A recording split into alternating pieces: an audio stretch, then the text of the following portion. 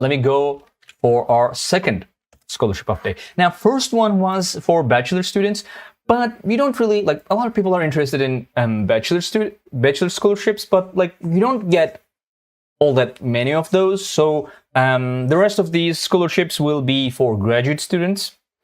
So this one is International Postgraduate Research Scholarship at Griffith University. It's in Australia. Australia is also a very popular place. Like it's one of the, I believe it was like top #1 education exporter, high education export country. So it's a very popular destination.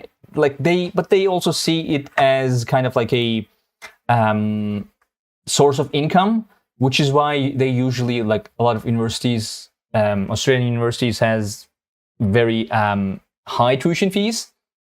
But this covers the tuition fees. So this is for master's and PhD students. It's in Griffith University in Australia. It's full tuition, meaning it covers tuition fees and just the tuition fees. There are no specific nationalities. There are no specific subjects. Every subject offered at the Griffith University is accepted. As you can see, there's like a month of time to apply for this one. All right, so hi there, new people joining in. Basically, it covers 100% of tuition fees, your health insurance, student services, and amenities fees. So basically, it actually kind of gives you more than just tuition fees. But normally, I believe we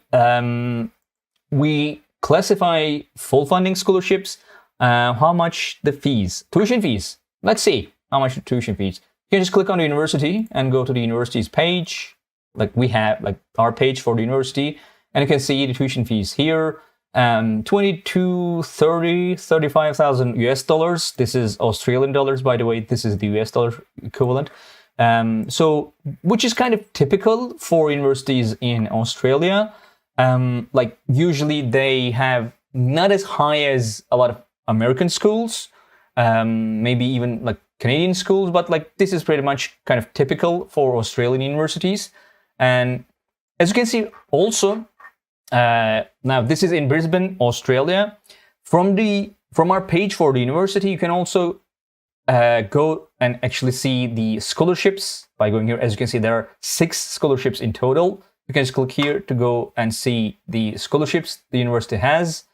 As you can see, there are 3 for undergraduate, partial funding. Again, undergraduate students. Yeah, it is way too much. Again, they kind of see it as a source of income a little. So like if you don't have a scholarship, it's very difficult to very difficult to afford, which is why a lot of students, like a lot of the students who go to Australia are the ones who can afford it. Now, graduate students get more like full tuition scholarships. Actually, there is one full tuition, but a lot of one full funding and a lot of partial funding scholarships. So yeah, Australia is not really all that affordable. Also an expensive country to live in too. So yeah. So this is again, I was saying, so usually our full funding scholarships mean it covers more than tuition fees, which this also does because like it's health insurance and etc. But I guess like we go for like a stipend. Like if a scholarship has stipend, then we see it as full funding, right? Eamon? Yeah, so if it covers tuition fees plus a stipend, that is generally considered as fully funded. I think that's the basic or the minimum a scholarship can cover for it to be considered fully funded. At some point, we considered full tuition plus accommodation, but that doesn't really make sense. We did that only for undergraduate students, but yeah, I still don't agree with that. I think the minimum is a stipend rather than the accommodation fees. I see that also. That like that's kind of what confused me a little bit. Like why tuition plus accommodation is full funding, but I mean, health insurance is not as like is not consistent as accommodation, I guess. But again, like if you need health insurance and if you don't have one, like it will really ruin your day. So yeah, we have some eligibility criteria. Incoming international students who do not have scholarships from the Commonwealth government, which is, I mean, not that much to ask for. We have application procedure. There is no separate application needed for international postgraduate research scholarship. And we have deadlines, as you can see here. And if you want more info, like one thing to keep in mind is that like we have under every page we have a comment section. And if you leave any comments here, any questions, Yanni, which is founder of Global Scholarships, will answer them. Like I genuinely haven't seen any questions here in any comment section that went unanswered. So keep that in mind. If you have any questions, I think like that would be the place I would put my questions in. So you can click here to go to the official page. Now it has a lot of information in the official page. Not sure how like relevant, important all these are.